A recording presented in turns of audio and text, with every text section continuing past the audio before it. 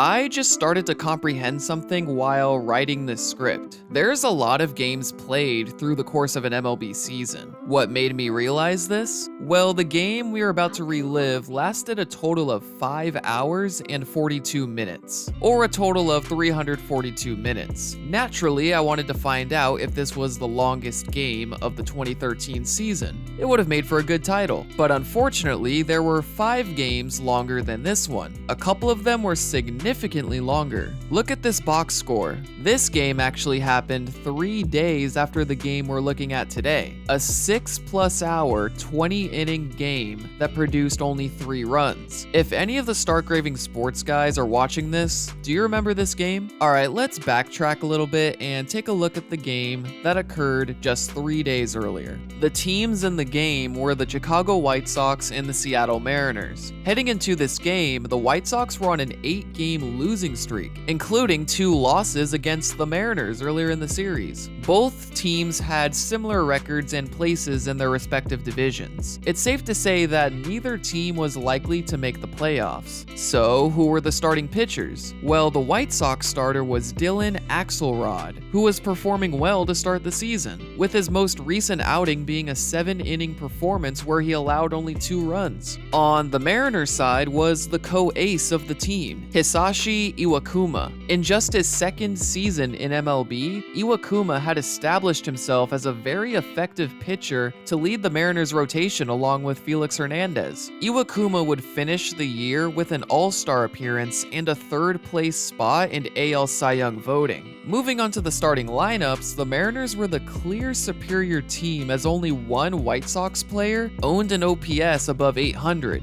while the Mariners had 3. So not only do the Mariners have the superior starting lineup and starting pitcher, the White Sox had lost their last 8 games, including the first 2 games of this series. This should be an easy series sweep for the Mariners. How could they mess this up? Alright, let's head to the first inning. Alejandro De Aza works a full count and hits a single right up the middle. Nice job, but he would end up being thrown out on a stolen base attempt. Yeah, let's just go to the next half inning because this is a long game. After an Endy Chavez ground out, Jason Bay hit a single, and Kyle Seager would follow his lead. Nice start, right? Well, no, because Kendrys Morales would ground into a double play. In the top of the second, Paul Konerko would hit a single, but they too would ground into a double play. Not an exciting start to the game. In the bottom of the second, Nick Franklin would run havoc on the base paths, stealing both second and third with ease, but it would lead to nothing. Top of the third, nothing really happens. Bottom of the third, Brendan Ryan hits a single. Alright, something may happen here. Next, Endy Chavez hits a routine fly ball for the first out. There's still 2 outs to go. Wait, why is Ryan hustling back to first base? And he's out. Let's rewind. If we look towards the bottom of the screen, it looks like Ryan was stealing second base and had slid into the base. He likely misread the fly ball too, though it was a great play by De Aza. Oh, and just in case you care, Jason Bay flies out to end the inning. Top of the 4th, Iwakuma dominates. That's it.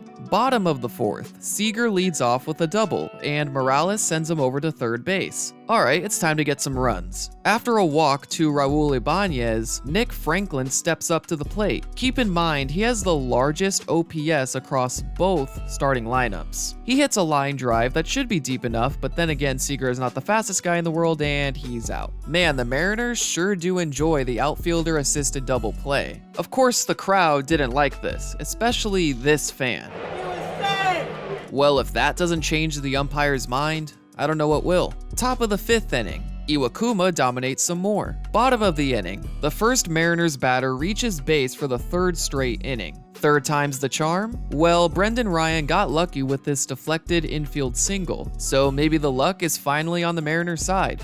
Well, there's the 4th double play of the game for the Mariners. You know, I would have expected some scoring to happen by now, knowing this is a near 6-hour game. Okay, well, what happens in the 6th inning? Well, Iwakuma dominates again. Then, after the first Mariner reaches base for the 4th straight inning and a single put runners at the corners, Hector Santiago takes over. Yes, that Hector Santiago. He gets the White Sox out of the jam. Top of the 7th, Iwakuma dominates. Bottom of the 7th, the first Mariner reaches base for the 5th straight inning.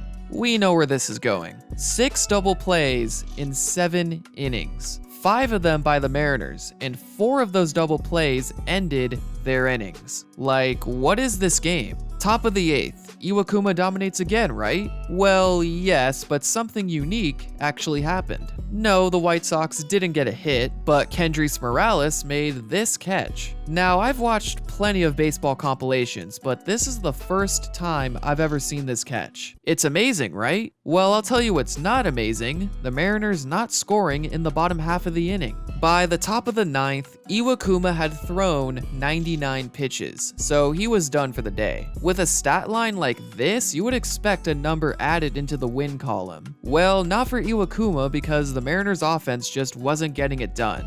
This is what we in the baseball world call pulling a DeGrom. I'm sure Mets fans haven't been fazed at all by this video. This has been their life for the past 8 years. So in the top of the 9th, the Mariners are turning the ball over to their second pitcher of the day, Yoervis Medina. There were a few hiccups, but he was able to keep the game scoreless. Bottom of the 9th, the first Mariner, Nick Franklin, hits a double to the outfield. Oh, we've seen this before. I guess we're going to extra innings. Medina stays in the game and gives up a single with an error by Endy Chavez in right field. Surprisingly, this is the first error by either team. After the walk to Adam Dunn, the White Sox have multiple base runners for the first time in the entire game.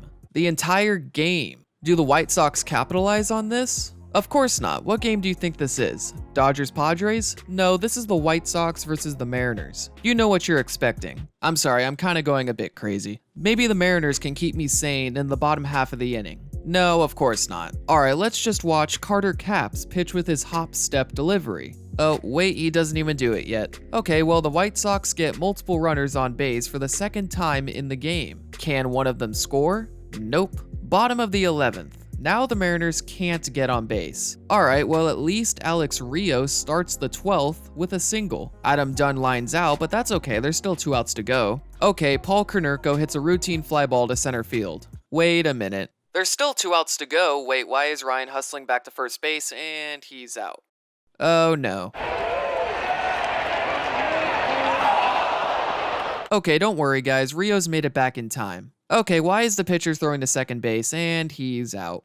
What? Well, if we rewind, Rios is clearly attempting to steal second base, although he doesn't slide unlike the other player earlier in the game. What I'm expecting happened is Rios ran past second base and didn't re-tag the base on the way back to first. That's the only explanation I can think of. So, bottom of the 12th. Anything new? Of course not. Top of the 13th. Gordon Beckham hit a 2-out double, but it led to nothing. Bottom of the 13th. Anything new? Well, yes, actually, Kendrys Morales hit a single. Wait, never mind.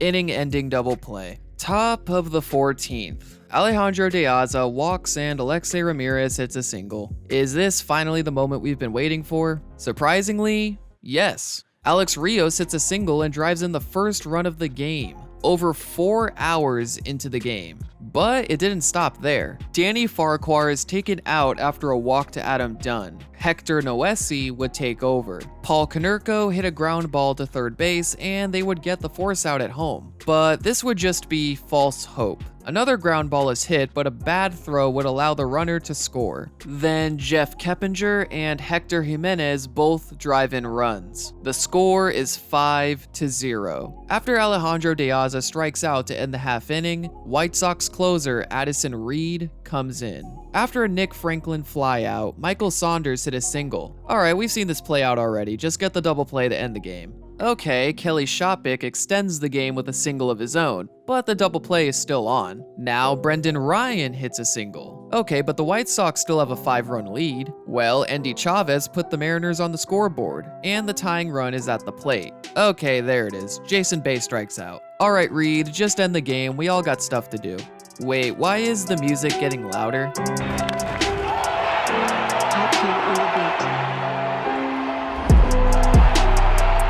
You gotta be kidding me. The Mariners are down to their final strike and Kyle Seager hits that. He hit his first career grand slam. He hit the first ever extra inning game tying grand slam in MLB history. Yep, that's what he did. This was also the first time a team had scored 5 or more runs in the 14th or later to tie a game. Also, this was the first game ever where both teams scored 5 or more runs in a game after the first 9 innings were scoreless. I say all this stuff, and the game isn't even over. Top of the 15th, Noesi is still pitching. After a single and 2 walks, the bases are loaded with 1 out. An identical situation to last inning, but with a much different outcome. Bottom of the 15th, Reed is still pitching. Apart from a walk, nothing. Top of the 16th, Noesi is still pitching. He gives up a single to Gordon Beckham, and he steals second base. Then Alejandro De Aza hits the ball to center field and drives in Beckham. And after a ground out sends De Aza to third base, Alex Rios, the man who drove in the first run of the game, drives in the final run of the game. Yep, after this half inning, the Mariners face Addison Reed once again. Each batter would strike out swinging. The game is finally over. Oh, and if you were wondering, yes, Noesi and Reed both pitched the final 3 innings. Pitch count wise, this was the longest outing of the year for Reed, and the second longest for Noesi. I guess you run out of relievers when you play 16 innings. Though I wonder if the Mariners ran out of hitters too, because they didn't use a single pinch hitter in this entire game. Why? Who knows? It wasn't mentioned in the post-game article. Gordon Beckham and Addison Reed mentioned how crazy the game was, and how they were too exhausted to celebrate the end of their 8-game losing streak.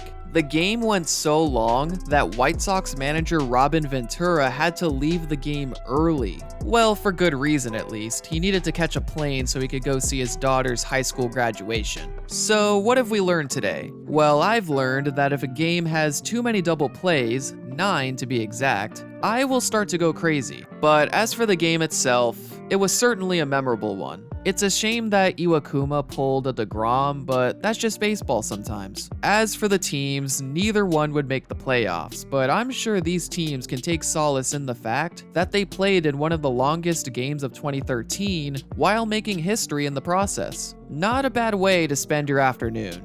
Alright, I hope you guys enjoyed the video. Leave a like if you did, and subscribe for more content just like this. Thanks for watching.